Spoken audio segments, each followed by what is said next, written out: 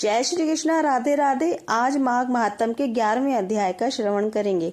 पिछले अध्याय में हमने सुना कि विकुंडल ने अपने 8वें जन्म के पुण्य अपने बड़े भाई को दान कर दिए थे और उसको नरकलोक से मुक्ति दिलवा दी थी।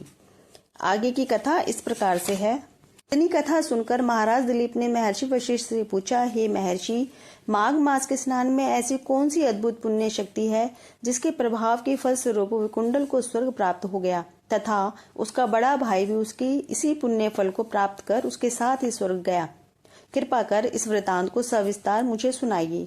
मुझे इसे सुनने का अतीव कौतूहल हो रहा है।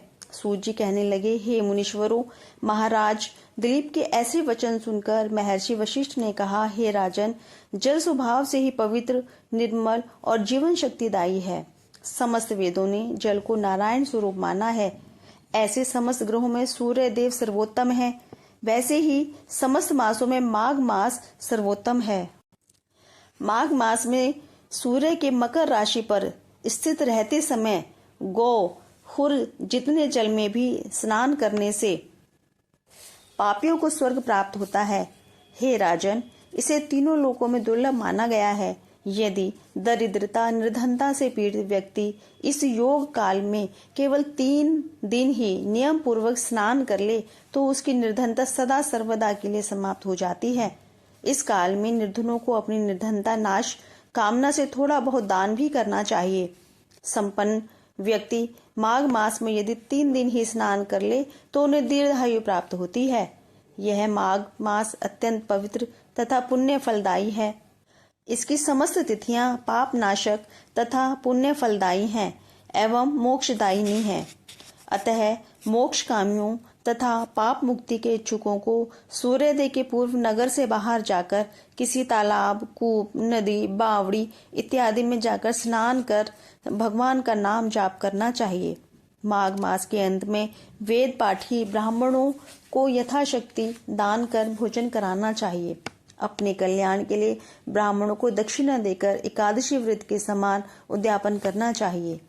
मकर राशि के ऊपर सूर्य के स्थित रहते समय इस मंत्र का जाप करें, ओम श्री सूर्य नमः, ओम श्री विष्णवे नमः, तथा प्रार्थना करें, हे प्रभु, हमारे स्नान का हमें यथावत पुण्य फल प्राप्त हो। इसके पश्चात मौन धारण कर भगवान विष्णु के चरणों में ध्यान लगाकर स्नान करना चाहिए। स्नान के पश्चात भगवान विष्णु का ध्यान करना चाहिए। यदि जल से भरे घड़े को रात्रि में कमरे से बाहर रखकर प्रातः उस जल से स्नान किया जाए तो तीर्थ स्नान के समान ही पुण्य प्राप्त होता है। जो मनुष्य घर में ही घड़े के जल से स्नान करते हैं उन्हें 6 वर्ष के स्नान का पुण्य फल प्राप्त होता है। नगर के बाहर कूप तथा बावड़ी में स्नान करने पर 12 वर्ष के स्नान का पुण्य फल प्राप्त होता है। तालाब में स्नान करने पर दूना तथा नदी स्नान से 4 पुण्य का फल प्राप्त होता है।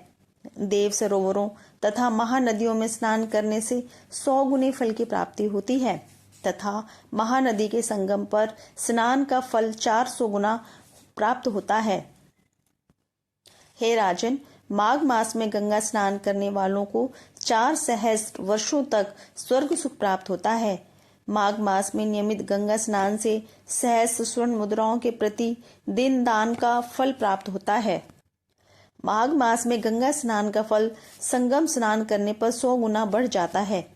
माघ मास में संगम स्नान को ब्रह्मा जी ने साक्षात ब्रह्मलोक की प्राप्ति का मार्ग बताया है। हे राजन, वैष्णवी माया की प्रबलता के प्रभाव से मनुष्य तो क्या देवता भी नहीं बच सकते हैं, किंतु इस दुर्मदा माया का प्रभाव प्रयागराज के बीच भस्म हो जाता है। जो धर्मात्मा मनुष्य माघ मास में प्रयागराज में स्नान करते हैं वे दिव्य लोकों में अनेकों सुख भोग कर अंत में ब्रह्मलीन होकर मोक्ष प्राप्त करते हैं। माघ मास में मकर सूर्य स्थिति काल में जो मनुष्य प्रयागराज में स्नान करते हैं उनके पुण्यों की गणना ब्रह्मा जी भी नहीं कर पाते हैं। हे नृपश्रेष्ठ, अधिक क्या कहा जाए।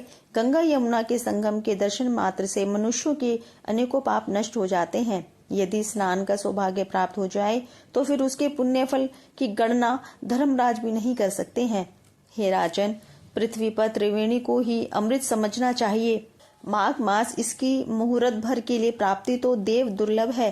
ब्रह्मा, विष्णु, महेश, रुद्रगण, आदित्य, मरुदगण, गंधर्व, लोकपाल, यक्ष, किन्नर, नागगण यानी सर्प, अणिमा आदि गुणों सहित सिद्धगण, तत्वारी, ब्राह्मणी, पार्वती, लक्ष्मी, इंद्राणी, अदिति, दिति इत्यादि समस्त देव पत्नियां, नाग पत्नियां, पातकी, रंभा, मेनका, उर्वशी, तिलोत्तमा इत्यादि अप्सराओं का समूह एवं समस्त पितृगण सतयुग में साक्षात रूप धारण करके किंतु कलयुग में प्रच्छन्न रूप से यह समस्त देवगण माघ मास में त्रिवेणी को आते हैं।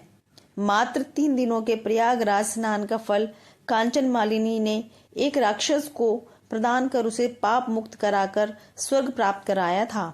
इतनी कथा सुनकर सहस्रार्जुन ने निवेदन किया, हे प्रभु, वह राक्षस कौन था? कांचन मालिनी कौन थी तथा उसने किस कारणवश अपने पुण्य का दान राक्षस को किया था तथा उसकी सद्गति किस प्रकार हुई थी? यह सब संपूर्ण आख्यान विस्तार पूर्वक बताकर मेरी शंकाओं का समाधान कीजिए। इस प्रकार से माघ महात्म का 11वां अध्याय समाप्त होता है। जय श्री कृष्णा। राधे राधे।